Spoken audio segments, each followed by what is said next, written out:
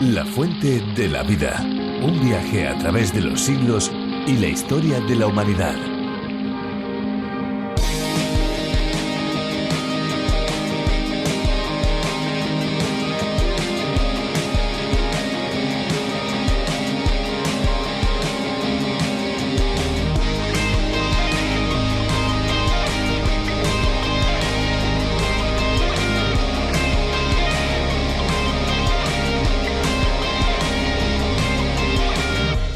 La mitología ha situado en los océanos la guarida de criaturas fantásticas y monstruos marinos, desde las serpientes marinas hasta las románticas sirenas, pasando por los noruegos kraken, gigantescas criaturas que, según la mitología escandinava, alcanzan varios kilómetros de tamaño. En ocasiones puede ser que un mito se convierta en realidad. Tal es el caso de un monstruo marino de más de 5,5 metros de longitud que apareció muerto en la isla de Catalina, en California, y que requirió nada más y nada menos que de la fuerza de 15 personas para poder sacarlo del agua.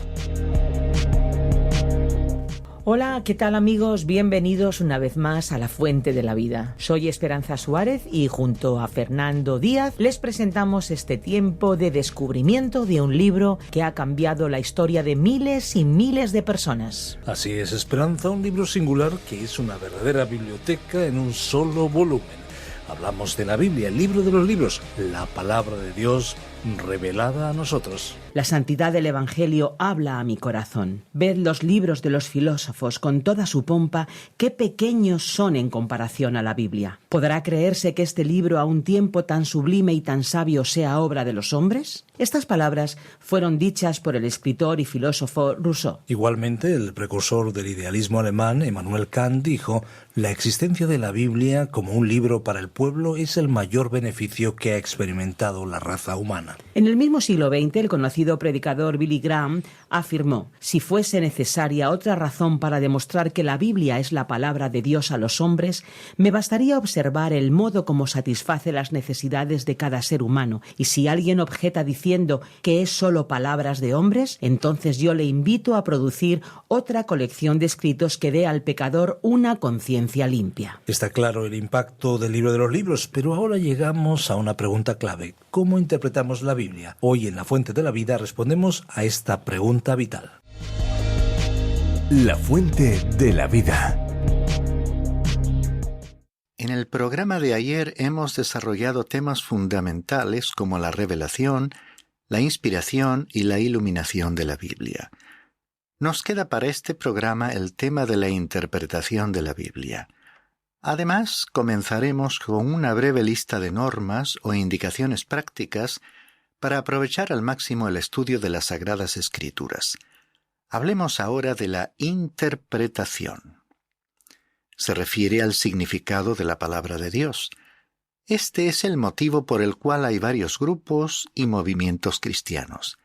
También hay maestros que enfatizan más algunos aspectos que otros de la revelación bíblica, y es así que todos tenemos nuestras propias interpretaciones, y parece evidente que cuando hay desacuerdos fundamentales, alguien ha interpretado mal.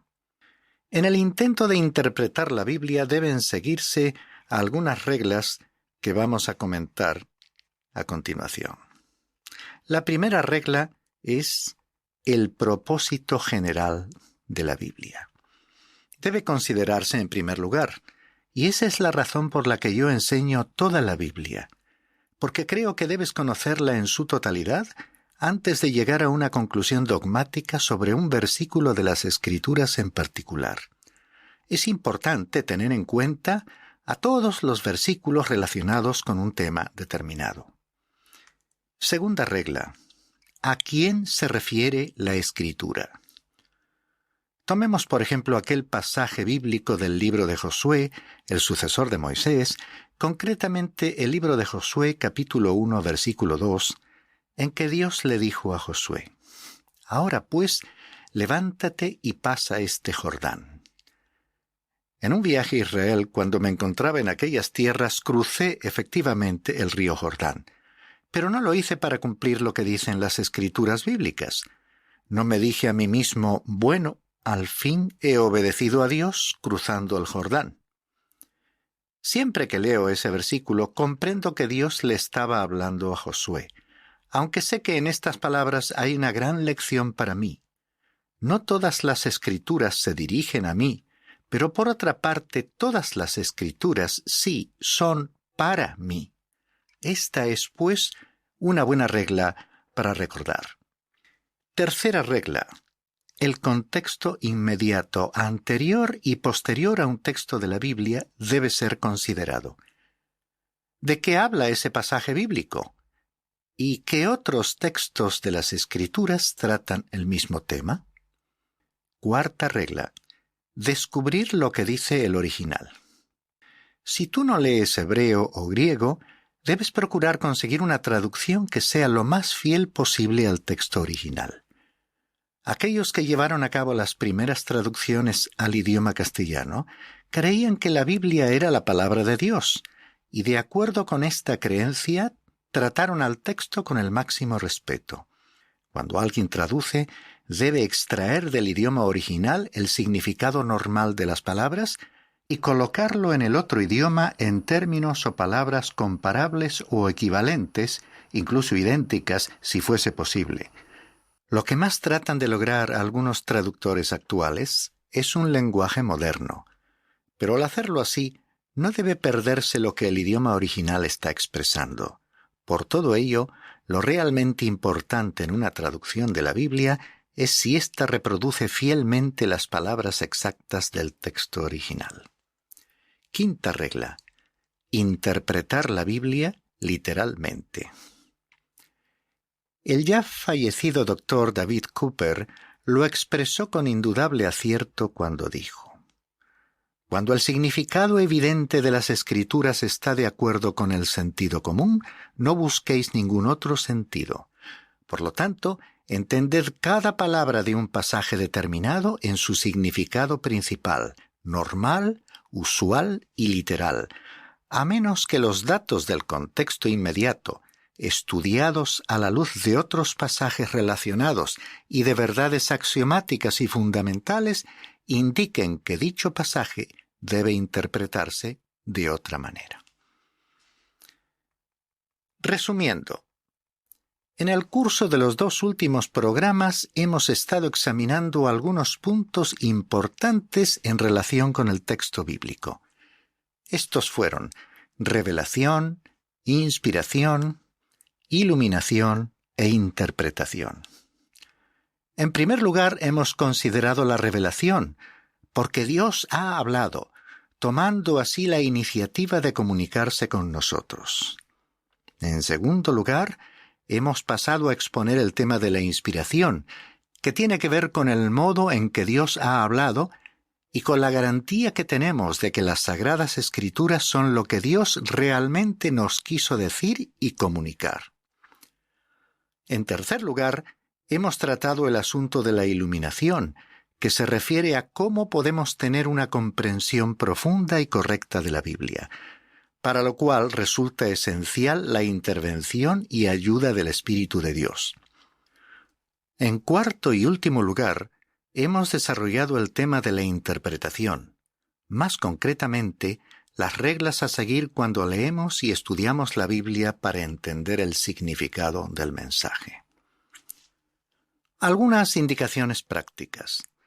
Vamos ahora a enumerar algunas normas prácticas para que podamos hacer nuestra la experiencia del escritor del Salmo 119, 18, cuando dice: «Abre mis ojos y miraré las maravillas de tu ley».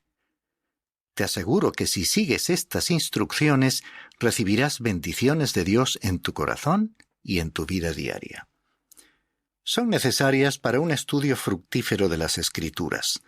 A modo de ejemplo, observo que hoy en día incluso un frasco o una caja que contiene un medicamento, por muy sencillo o poco importante que sea, incluye un prospecto con instrucciones para su uso. Y hasta los aparatos más simples que puedes conseguir en la actualidad añaden indicaciones sobre su funcionamiento. Si así ocurre con cosas tan necesarias como comunes para nuestra vida cotidiana, ciertamente podemos entender que algo tan sumamente importante como la palabra escrita de Dios requiere algunas pautas para su lectura y consideración. Quisiera mencionar 7 recomendaciones básicas o pasos preliminares que podrán servirte como guía en el estudio de la Biblia. Primera, comienza con oración. Segunda, lee la Biblia. Tercera, estudia la Biblia. Cuarta, medita en la Biblia. Quinta, lee lo que otros han escrito sobre la Biblia. Sexta, obedece la Biblia. Y séptima, comunícala a otros. De tu propia experiencia o necesidad seguramente podrías agregar otras sugerencias, pero creo que estas son las más importantes y básicas. Un escritor lo ha expresado en forma tan breve como convincente cuando escribió: la Biblia, conócela con tu mente, introdúcela en tu corazón, muéstrala en tu vida, siémbrala en el mundo. Esta es otra forma de resumir lo que a continuación vamos a presentar. La primera norma es: comienza con oración. Tal como vimos al tratar el tema de la iluminación, la Biblia difiere de otros libros en que solo el Espíritu Santo puede abrir nuestra mente para comprenderla. Tú puedes leer un libro sobre filosofía que, al haber sido escrito por un ser humano, puede ser comprendido por otro. Lo mismo sucede con una obra sobre matemáticas o de cualquier tema. No existe ningún libro escrito por una persona que otra no pueda comprender o asimilar. Pero la Biblia es diferente, porque no puede ser entendida a menos que el Espíritu Santo sea el instructor, y Él quiere enseñarnos. La pura verdad es que el mismo Señor nos dijo: Él os guiará a toda la verdad. Dice Juan 16:13 en su Evangelio.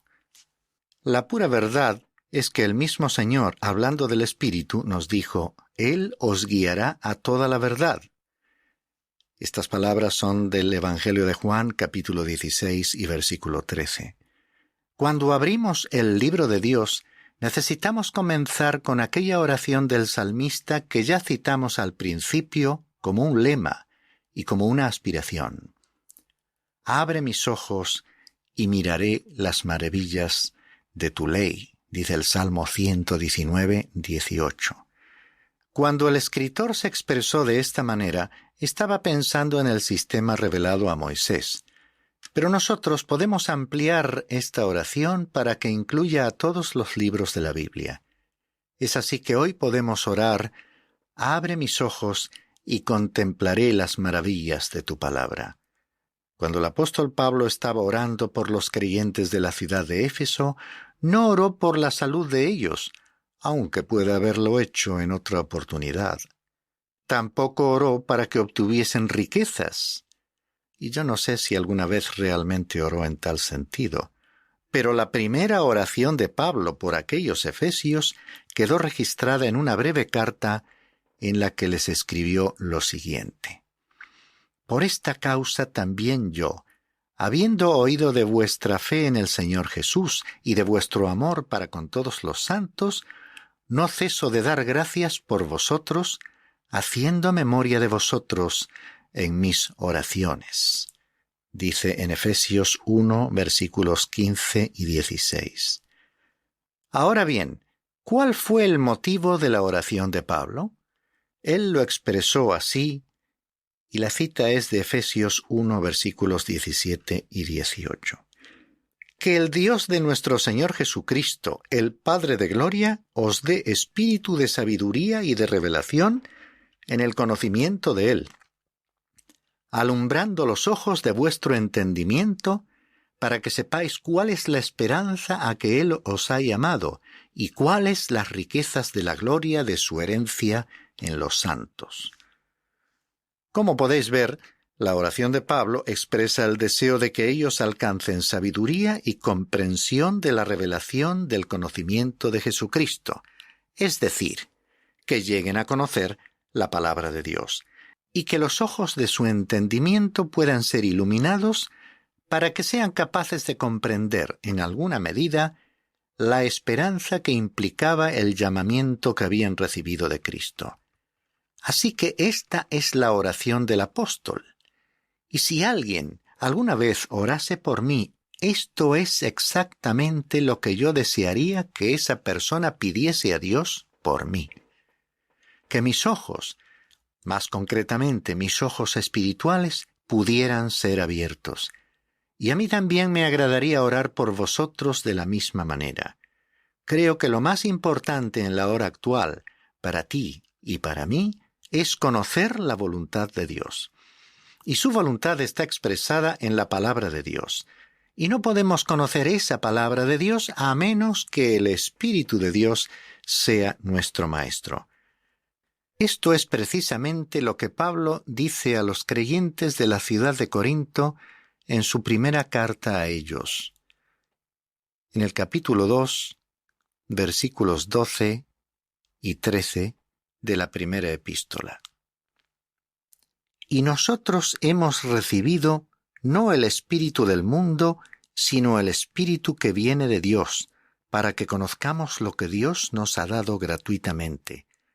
De lo cual también hablamos, no con palabras enseñadas por sabiduría humana, sino con las enseñadas por el Espíritu, combinando pensamientos espirituales con palabras espirituales. El motivo por el cual hoy en día muchos no reciben nada de la Biblia es simplemente debido a que no están permitiendo que el Espíritu de Dios les enseñe. Por ello insisto en que la palabra de Dios es diferente a cualquier otro libro, porque frente a ella, el ser humano normal, por su propia naturaleza, no puede recibir su verdadero mensaje. Para este ser humano, dicho mensaje resulta ser como una tontería, como algo sin sentido. Dios nos ha concedido el Espíritu Santo para que podamos conocer esas verdades que Él nos entrega gratuitamente. Solo Él puede ser nuestro Maestro. Solamente Él puede tomar la palabra de Dios y transformarla en palabra real y viva para nosotros. Dios quiere comunicarse con nosotros por medio de su palabra escrita. Pero esta es un libro sobrenatural, y Él no se pondrá en comunicación con nosotros en el nivel natural por la sencilla razón de que sólo el Espíritu de Dios puede tomar las verdades de Cristo y revelárnoslas. Observa lo que dice este interesante versículo de las Escrituras.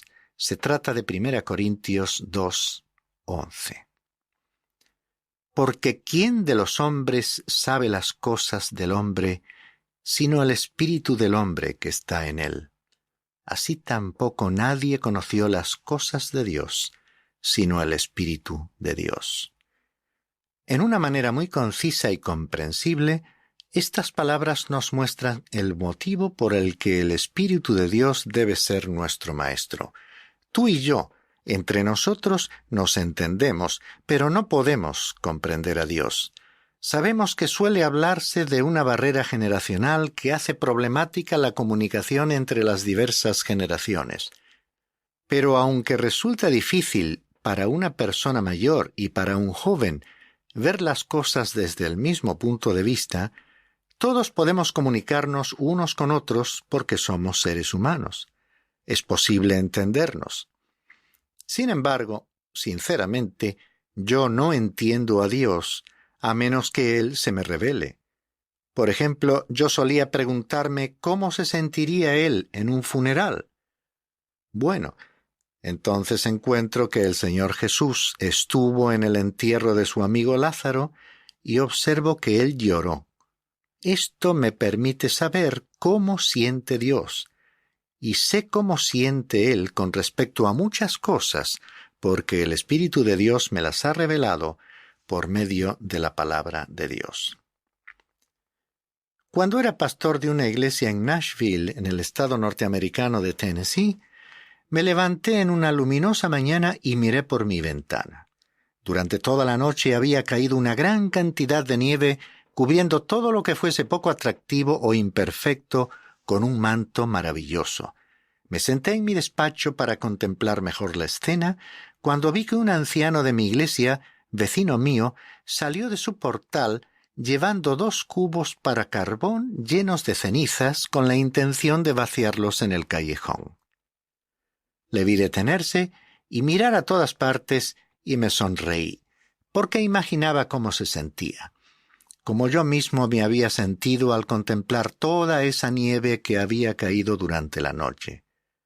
Pero cuando él comenzó a descender por los escalones, resbaló. No queriendo que se desparramasen las cenizas, se aferró a los cubos y se dio un buen golpe contra uno de los escalones. No pude evitar reírme. Creo que aunque se hubiese fracturado el cuello, me hubiera reído igual. Entonces observé que miró a su alrededor y cuando pudo comprobar que nadie le había visto, se levantó muy satisfecho y reanudó su marcha. Cuando se encontraba a mitad camino por la acera, presencié una actuación repetida, solo que esta vez llegó aún más lejos, cayendo a lo largo y ancho de la acera. Hasta me pareció que rebotó después del golpe. Esta vez miró realmente con gran atención a su alrededor, no queriendo que nadie hubiese visto lo que le había sucedido. Comprendí lo que sentía porque yo habría sentido lo mismo. Así que se levantó y después de mirar a todas partes prosiguió, vació los cubos y cuando llegó de regreso a la entrada de su casa volvió a mirar a su alrededor. Pero esta vez no creo que estuviese admirando la escena, sino más bien asegurándose de que nadie le había visto caer. Yo me callé el asunto hasta el domingo por la mañana. Cuando llegué a la iglesia me fui directamente hacia donde él estaba sentado, me incliné y le dije: «Por cierto que estuvo usted gracioso cuando estaba llevando las cenizas». Me miró asombrado y dijo: «¿Me vio usted?». Le respondí que sí. «Bueno», dijo, «pensé que nadie me había visto». Le respondí: «Ya lo pensé yo. Imaginé exactamente cómo se sentiría usted». Es así que en este incidente podemos ver que él tenía un espíritu humano igual que yo y fuimos capaces de entendernos el uno al otro. Pero, ¿quién puede entender a Dios? El Espíritu de Dios. Y esa es la razón por la cual el Espíritu Santo nos enseña comparando cosas espirituales con otras también espirituales. Puede ser que sepas que Renan, el escéptico francés, atacó a la palabra de Dios. Sin embargo, escribió una obra titulada Vida de Cristo. El libro está dividido en dos partes. La primera es la sección histórica y la segunda la interpretación de la vida de Cristo. Por lo que a la primera parte se refiere, probablemente nunca haya nadie escrito una exposición más brillante de la vida de Cristo. Pero en la segunda parte, su interpretación es verdaderamente absurda. Un niño estudiante de la Biblia lo hubiera hecho mejor. ¿Y cómo se explica esa incongruencia entre ambas partes? Bien, el Espíritu de Dios no te enseñará historia ni te facilitará el conocimiento de hechos que tú puedas descubrir por ti mismo y que una mente inteligente puede desvelar. Pero la interpretación es un asunto completamente diferente. El Espíritu de Dios tiene que realizar la interpretación y sólo Él debe ser el maestro para guiarnos y conducirnos a toda la verdad. Debemos tener el Espíritu de Dios para abrir nuestros ojos y ser así capaces de ver.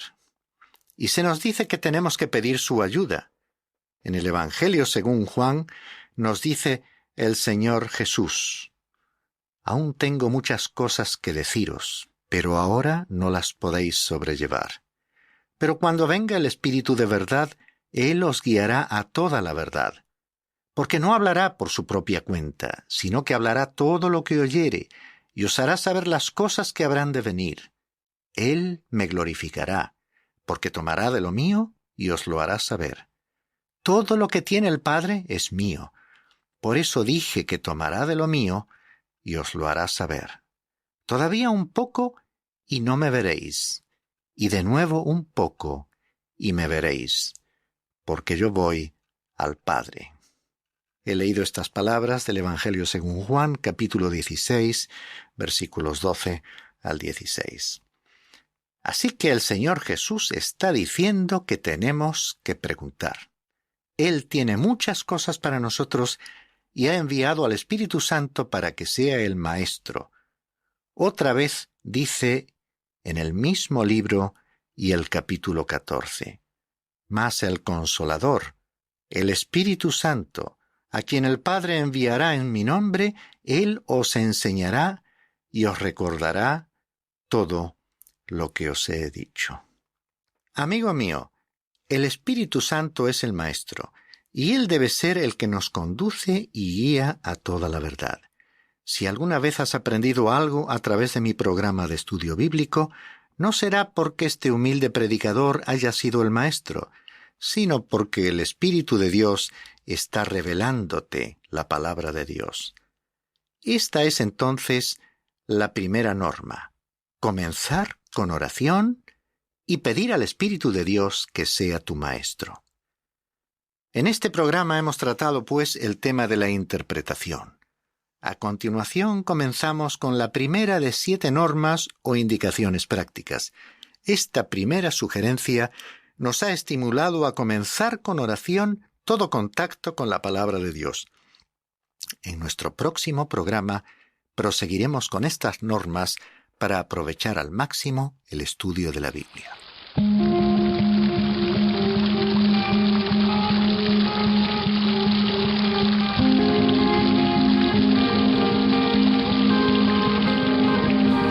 Pues de momento, amigos, y por hoy hasta aquí hemos llegado. Si les ha gustado el espacio y quieren volver a escucharlo, pueden ir a www.lafuentedelavida.com. Y si quiere ponerse en contacto con nosotros, puede hacerlo escribiéndonos un correo electrónico a info@radiocadenadevida.com o directamente a info@lafuentedelavida.com. Pero si prefiere hablar personalmente con nosotros, tome nota de nuestro número de teléfono, el 91 422 0524. También puede seguir conectado con La Fuente de la Vida a través de Facebook y Twitter. Amigos, ha sido un placer, un verdadero placer pasar junto a ustedes estos 30 minutos. Nosotros ya cerramos nuestros micrófonos. Pero antes de eso les dejamos nuestra frase lema. Esperamos que sea la suya. Hay una fuente de agua viva que nunca se agota.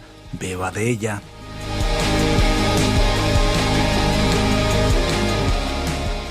Este ha sido un programa de Radio Transmundial producido por Radio Encuentro, Radio Cadena de Vida.